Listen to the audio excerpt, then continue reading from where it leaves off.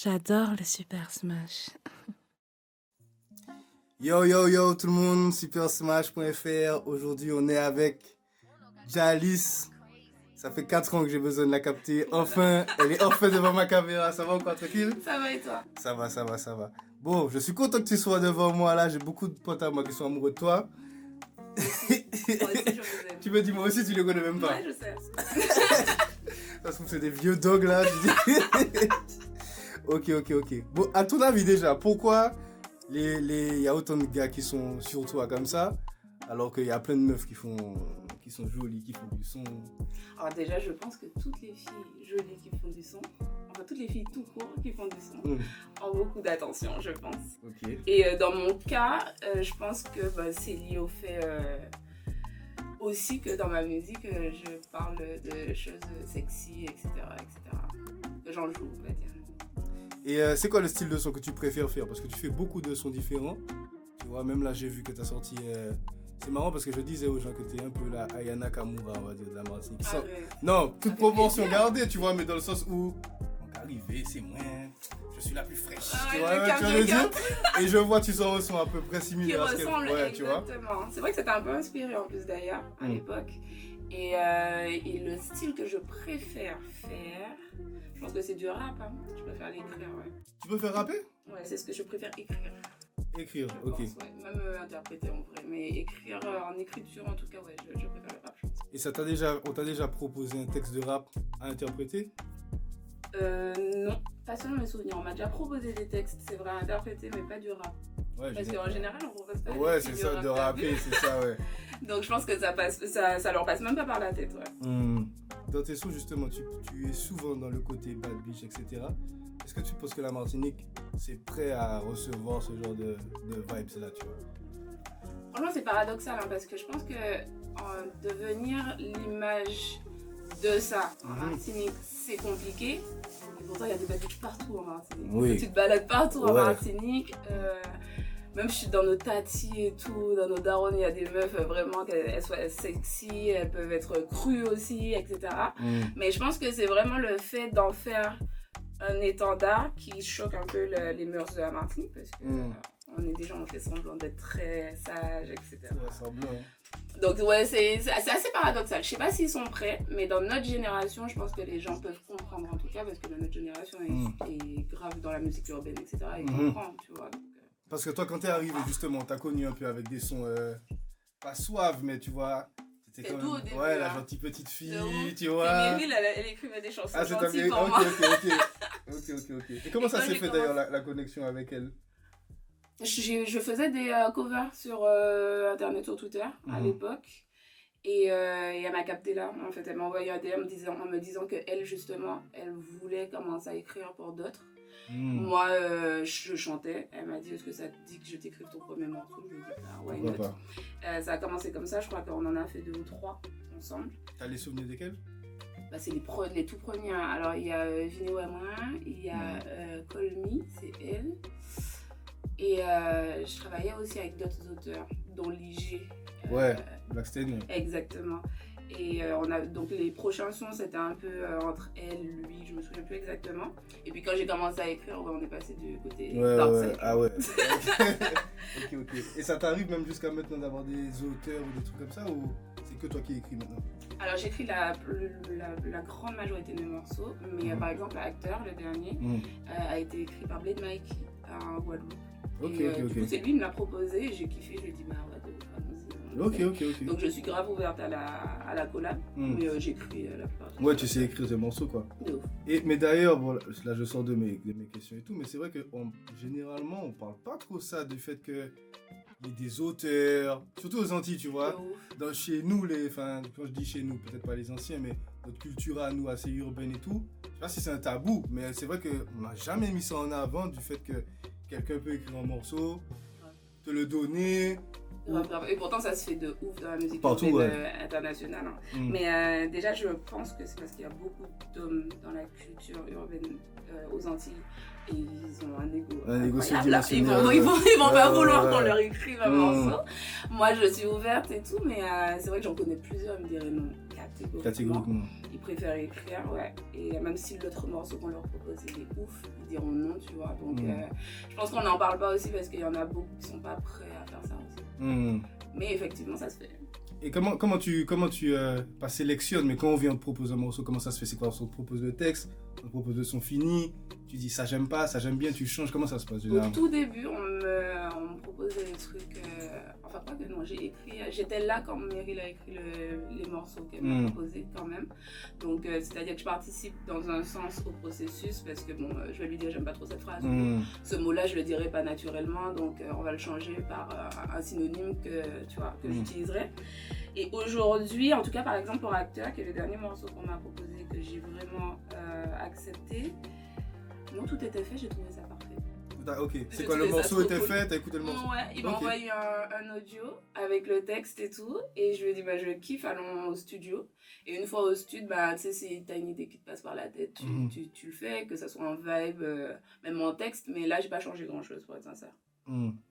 C'est quoi les critiques que t'entends le plus couramment sur tes sons? Parce que je suppose que t'entends ce qui se dit sur ta musique et sur toi aussi. Sur moi que je suis trop. On dit pas de gros mots à la télé. Mais trop quoi? Si, faut dire, il n'y a pas de tabou. Les gens ils me trouvent trop cru. Il y en a beaucoup qui me disent que, entre guillemets, ma musique fonctionne uniquement parce que je monte mes fesses, des trucs comme ça. Enfin, on me fait énormément de critiques sur le fait que je ne sois pas particulièrement pudique, effectivement. Mais sur ma musique en elle-même, tu sais, les gens ils ont pas beaucoup d'arguments. Des fois, c'est juste, c'est nul quoi. Ils vont te dire c'est nul. J'aime pas, c'est nul. Souvent, ils me disent que je joue un rôle de bad bitch aussi. Ah ouais, ça c'est une critique. Ah ouais, on te dit souvent tu fais semblant. Ouais, elle fait semblant, ou elle est bloquée dans son rôle de bad bitch, etc. Et tout. Alors que c'est purement moi, c'est ça le bien. Ah ouais. Et après, quand on me rencontre, on me dit ah ouais, t'es vraiment comme ça. Et tout. T'es vraiment une bad bitch. Ah mais t'es vraiment celle-là et tout, tu mens pas dans tes sons. Et t'as déjà des gens qui t'ont dit que ce que tu dis c'est trop cru, genre? Ouais, largement, souvent, mais je pense qu'ils mélangent aussi entre l'image et ce que je dis parce que j'essaie aussi de pas être non plus hyper cru. Bah ouais, je trouve pas être si cru en fait, ni être si sexy d'ailleurs. Je me retiens pour vous, le public. Mais effectivement, ouais, on va me le reprocher souvent. Et ça te fait rire parce que trop cru, il y a quand même beaucoup plus cru que... Mais c'est parce que j'ai commencé une chanson en disant je ken le premier soir, c'est mort. Ça les a beaucoup. Ah ouais. Alors que eux-mêmes ils je vais écrire des chansons d'amour après, ça passe pas. Ah ouais. Bon, ben justement, on parle de ça, de sexy et tout. Il y a eu une polémique à un moment là, que j'avais repartagé d'ailleurs, où tu étais dans un collège ou non, c'était... Arrêtez avec ça, j'étais pas dans une école. T'étais pas dans une école? Non. Mais pourquoi il y avait autant d'enfants? C'était au Haut-du-Port. Pourquoi il y avait autant d'enfants là? Parce qu'ils ont fait un événement de quartier et apparemment c'était le jour où c'était dédié aux enfants, effectivement. Ok. Mais on m'avait pas prévenu que c'était le jour des enfants. Ok. Donc toi t'es arrivé, tu pensais que t'allais faire un show normal? Ouais, de ouf. Et il y avait que des enfants devant. Ouais, en plus, tu sais, on m'a fait faire une arrivée un peu surprise, genre j'étais cachée derrière le mur, donc moi j'avais pas encore vu le public. C'est en arrivant, j'ai fait non, il y a que des gamins et tout. Ouais. Et je commençais par justement les mains, qui commence par lequel le premier soir, je peux pas dire ça devant les gamins. Et la polémique en plus, c'était méchant parce que si vous saviez tout ce que je n'ai pas fait dans ce show, justement, il y avait plein d'enfants. Tu devais faire des trucs plus chauds que ça, genre. Déjà, il y a des chansons que j'ai pas chantées, parce qu'effectivement, c'est explicite, tu vois, surtout les mains en fait. Et puis en vrai, j'ai pas fait grand chose. Ouais. Après, c'est pas la musique, je pense, qui a plus choqué les gens. C'est plus comme t'es arrivé, le string dépassé, tout ça, machin. Ouais, de ouf. Parce que la musique en soi, ils enfants, ils écoutent pire c'est de ça. C'est ça, parce que je te jure, je suis arrivé, le DJ il passe gros calibre. Ben oui, applaudissements, machin, ils ont ça. Donc non, en vrai, ouais, c'est une polémique un peu, je trouve. Tu sais, des fois, je pense vraiment que les gens, ils ont besoin d'un bouc émissaire pour exprimer leurs avis sur certains problèmes sociaux. Et cette fois-ci, c'était moi, c'est tout. Et pourquoi parce qu'il y avait plein de parents aussi dans la salle, ça, on voit et quand t'as chanté, tu voyais pas les regards Pas du tout, je t'ai dit, il y avait leurs parents. Les parents des enfants étaient là, tout le monde était content. Le pâté gaga dit au manier, ouais. Personne m'a rien dit sur le moment. Il chantait le son? Vraiment, personne m'a rien dit sur le moment. Genre, c'est après, je vois que ça prend une ampleur sur internet, je dis non et tout. Et quand tu vois que tu prends des ampleurs comme ça pour des trucs comme ça, toi, quand tu vois le truc tourne, tu te dis quoi, toi? Je m'en fous, moi j'étais mon téléphone, je continue malade. Ah, ok. Parce que ça change, c'est vraiment, en fait, c'est vraiment comme ça que je m'habille. C'est pas, par exemple, c'était même pas une tenue de chose ce jour-là. Je savais que j'allais au Haut-du-Port, je me suis habillée comme je m'habillerais moi. un samedi après-midi normal, tu vois. Donc, je me dis que si les gens ils kiffent pas qui je suis, c'est pas grave parce qu'au moins je suis authentique, tu vois. Ça me fait chier par contre et ça m'embête vachement parce que ça impacte ma famille, moi.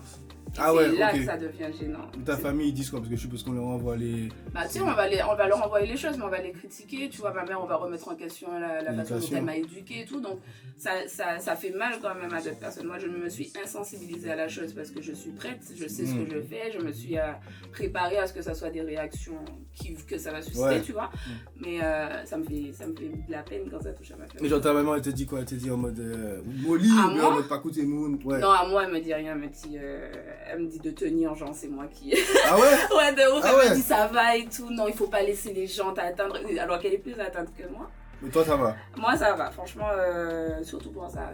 En fait, tant que je ne trouverai pas ce que j'ai fait grave, parce que je sais que je peux faire des choses mal, évidemment, comme tout le monde.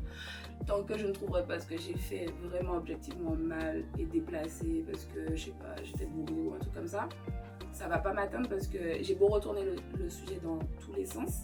Je vois pas qu'est-ce que ça choquerait chez les enfants, enfin un string qui dépasse, enfin aux salines, les gars, tout le monde est en string, au carnaval, tout le monde est en un string, et tu vois, je vois pas le problème, donc du coup je laisse les gens s'exprimer, ils avaient besoin de parler. Ok, surtout que c'était pas une école quoi. En plus. Ben oui, et à ton avis, c'est qui critique le plus, c'est les femmes ou les mecs? Le plus... Ah, bonne question. Attends. Parce qu'en fait, c'est pas les mêmes critiques. Eh ben, c'est quoi les critiques que les gars vont te faire et que les meufs vont faire? Celles que je supporte le moins, c'est clairement celles des gars. Ah ouais? Clairement. Genre, en mode quoi? Bah, parce que c'est des critiques, elles sont misogynes, ça va loin, tu vois, genre vraiment, c'est gratuit des fois. Non, les gars, c'est vraiment, ils se flexent. Surtout quand c'est une fille. Ah ouais, ils appuient bien sur toi. Les filles, ça va être juste, tu peux pas sortir comme ça, les valeurs des femmes, ça a changé, qu'est-ce qu'on va devenir, blablabla, tu vois. Mais justement, c'est quoi les points positifs et négatifs à être une meuf dans la musique en général? On va pas parler de la vie, à trop de débats, machin. Voilà. Mais dans la culture antillaise même, tu vois. Et surtout, une femme qui s'assume. Parce que tu peux être une femme, tu viens, tu fais du zouk, on voit pas tes orteils, tu vois, t'es parfait dans la société. Non, pas du tout mon problème. Moi, ils ont fait une interview. Non, mais ce que je veux dire, c'est que voilà, une femme qui s'assume, qui est en mode, comme tu dis, la bad bitch, t'arrives, Cardi B, Zongo, Gonkonwa. Aujourd'hui d'ailleurs, désolé. Tu vois. En plus, la dernière fois, tu m'as dit, je viens pas parce que j'ai pas fait mes ongles. Je te jure, là, j'ai tout enlevé, comme ça, y a pas de soucis. Donc, c'est quoi le point positif et négatif à être une femme comme ça, dans le milieu urbain? Positif, attends, que je cherche. Alors, négatif, c'est sûr, c'est les critiques, vraiment. Parce qu'on est beaucoup plus sujet aux critiques, ça, c'est sûr. Rien qu'avoir Bambi peut pas parler sans qu'on lui fasse chier. Elle peut pas respirer sans qu'on lui pète les couilles, tu vois. Donc, être une femme dans le milieu urbain, c'est de ne pas pouvoir faire autant que les gars, en fait. Sans être hyper critiqué. Donc, du coup, ça peut te fermer évidemment des portes. En interne aussi, il y a beaucoup de misogynie, il ne faut pas croire. Donc, en vrai, tu es face à des producteurs, des managers, des bookers, des trappeurs. C'est des gars, tu vois. Donc, si... Des fois, ça passe pas parce que tu es la fille, enfin, la façon dont tu es, ben voilà. Donc, ça peut être problématique, je pense, au niveau du business, tout simplement. Et le côté positif d'être dans la musique urbaine... Je pense que c'est le fait de vivre sa culture à fond. Moi, je réalise mes fantasmes dans mes clips. C'est cool, tu vois. T'as une image en tête, donc tu... Ouais, j'y vais. Et puis, c'est le côté créatif, c'est le côté artistique. Est-ce que t'as déjà eu, une anecdote ou un truc à nous donner par rapport à, un truc qui allait trop loin sur le fait que tu sois une meuf? Par exemple, je te donne un exemple. Moi, j'ai fait un groupe WhatsApp. Je crois que t'es dedans en plus. J'ai mis beaucoup d'artistes, mais plus des artistes en développement, tu vois. Des artistes en développement, des réalisateurs, des médias, des trucs, des machins, des gars qui font des covers, bref. J'ai mis un peu tout le monde dedans. Et du coup, dedans, il y a des meufs qui font du son, tu vois. Et il y a un mec qui a check une meuf et tout, qui fait des prods, qui a son studio et tout. Au début, il parle bien avec la meuf et tout. Et la fille vient me voir, elle me dit, ouais, Rodi, il y a un gars qui est venu me check.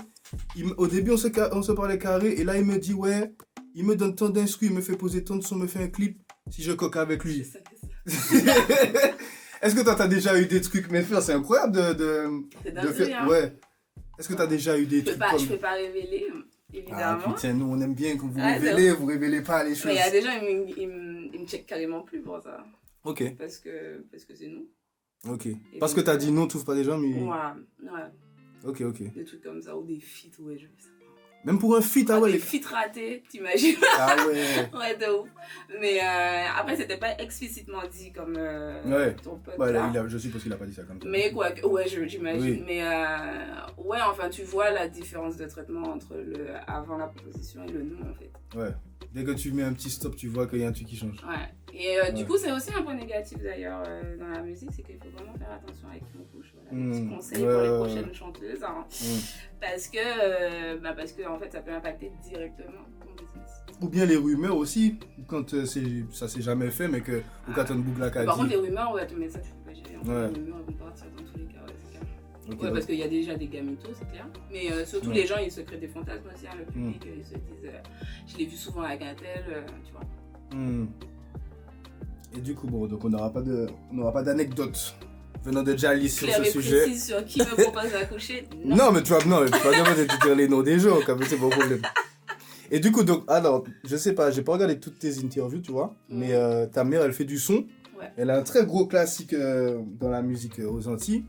Comment elle voit le fait que tu chantes? Parce que vous faites pas du tout la même musique, tu vois. Et même en termes d'image, on est vraiment différent de ouf, tu vois ce que je veux dire? Moi, quand on m'a dit que c'était ta mère, je dis, mais non!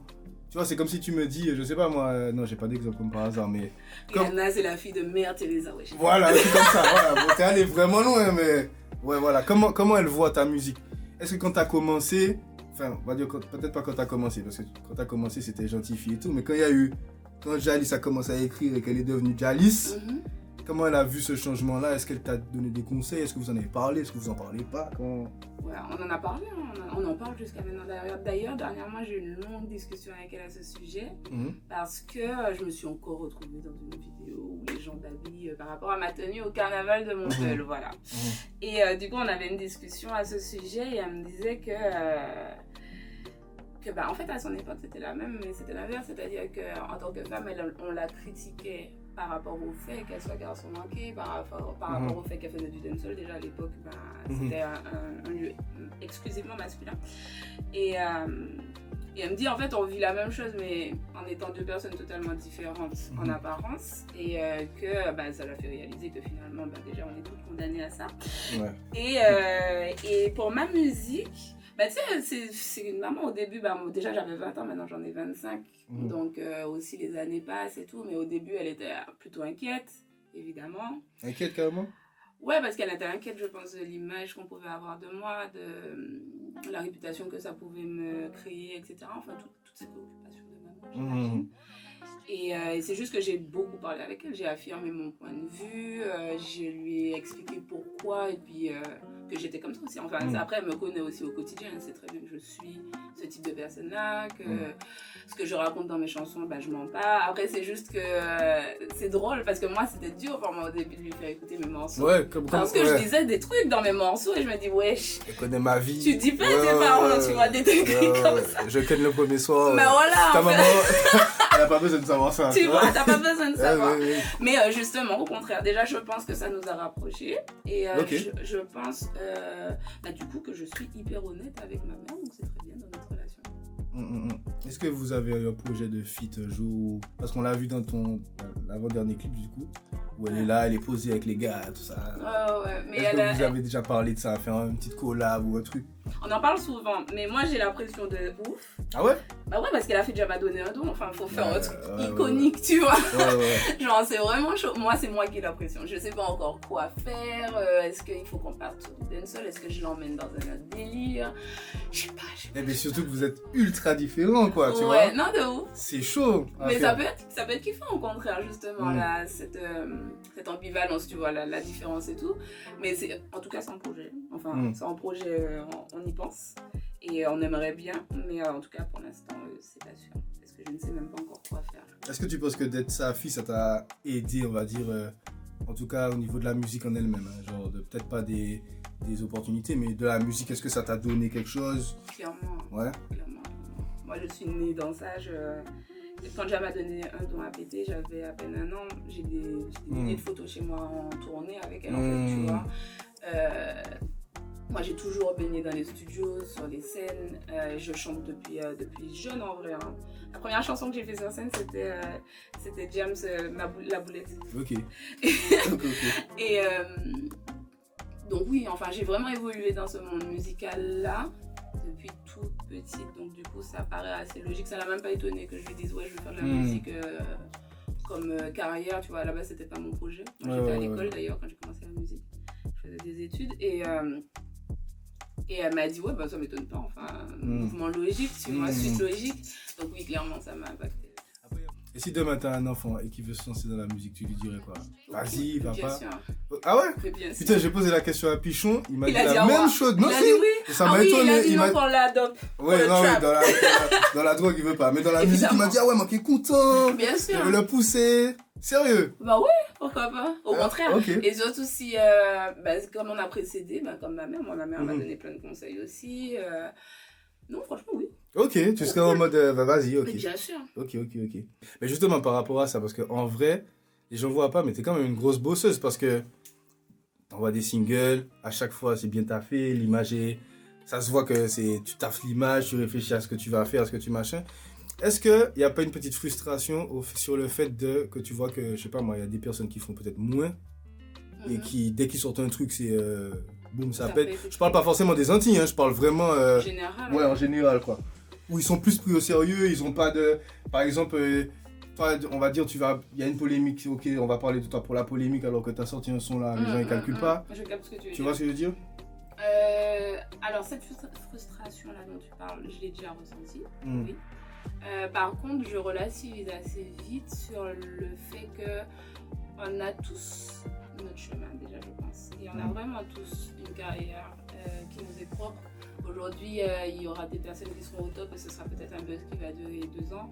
Moi, je vise vraiment une carrière de décennies, qui se compte en décennies, tu vois. Genre, c'est vraiment ma vie, la musique, et je veux vraiment faire ma vie pendant longtemps. Donc, du coup, ça me paraît normal que ça prenne du temps. Ça ne me décourage pas du tout à travailler de façon qualitative et tout. Et au contraire, je suis contente pour les gens, parce que je sais pas quels étaient leurs objectifs, je sais pas si ça va durer longtemps, je sais pas qui va mourir demain, tu vois, donc vaut mieux pas se frustrer. Ouais. Est-ce que tu te considères comme sous-côté? Est-ce que je me considère comme sous-côté? Ouais. Oui, mais sur des morceaux qui sont jamais sortis. Ok, qui sont jamais sortis. C'est quoi, c'est quel style? C'est en mode rap, en mode... Ouais, non, mais j'ai plusieurs styles, c'est juste que j'ai des sons que j'adore qui ne sont jamais sortis. Je me dis, si le monde savait. Ah ouais. Et pourquoi ils sortent pas? Parce que j'attends le bon moment pour les faire sortir. Ou la bonne façon de les faire sortir. D'ailleurs, tu envoies beaucoup de singles, t'as jamais fait de projet. Est-ce que c'est un truc que tu penses ou est-ce que tu es en mode non, single? Est-ce que c'est une stratégie? J'y pense vachement au projet. J'adorerais faire un projet, j'ai hâte de faire un projet même. Mais j'attends que toutes les conditions soient bien réunies exactement pour sortir mon premier projet. Ok. Alors, qu'est-ce que tu préfères entre être en studio, être en clip, en tournage ou être sur scène? En studio. Ah ouais? Ok. Ouais, je pense. Ça fait quelques années, j'aime bien Ouais, en studio. Les clips, c'est chiant, on va pas se mentir. Et frère, il n'y a aucun artiste que je connais qui aime faire des clips. Mais c'est dur. C'est abusé, les gars. Il n'y a aucun artiste qui m'a dit les clips, c'est lourd. Et pourtant, j'aime l'idée du clip. C'est-à-dire que je vais passer une semaine non-stop à te parler du clip, de ce qu'on va faire et tout. Et quand t'es sur le truc, tu fais 1000 fois la même scène, t'es fatigué. En plus, en tant que meuf, les gars, vous savez pas, mais moi, je suis coiffée, tirée aux 4 épingles, ça fait mal. Je suis maquillée toutes les 2 secondes. Oh, c'est chiant. Non, c'est chiant. Ah ouais, ok. Donc, le studio. Ouais, sûrement. J'adore la scène aussi.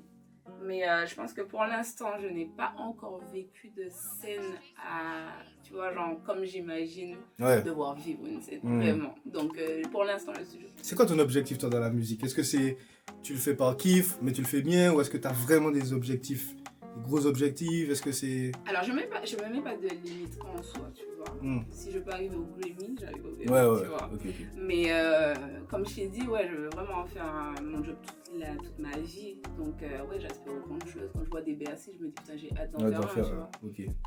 Donc, même les grands festivals et tout. Enfin, c'est pour ça que je parle de scène de ce que j'imagine de la scène qui va être cool, j'ai pas encore vécu. Ok. Bon, avant-dernière question. Si tu étais à ma place, quelle question tu te serais posée, toi?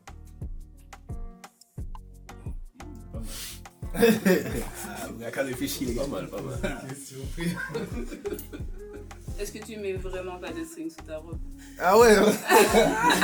Moi, j'ai pas besoin de savoir ça, moi. Je sais, mais c'était ma question à moi-même, voilà. On va rester en suspens. Ok.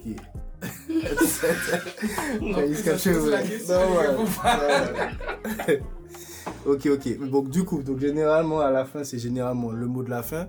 Mais pour être plus original, si tu avais par exemple 10 personnes qui sont hyper fans de toi là, derrière la caméra, qu'est-ce que tu leur dirais là pour clôturer le tout? Déjà, merci d'être fan de moi. Ça me touche de ouf. Non, en vrai, de vrai, ça me touche vraiment sincèrement quand les gens me disent qu'ils aiment ce que je fais. Donc, merci. Continuez à consommer ce que je fais et à essayer de me comprendre au fur et à mesure. Et je vous aime aussi. J'adore le Super Smash.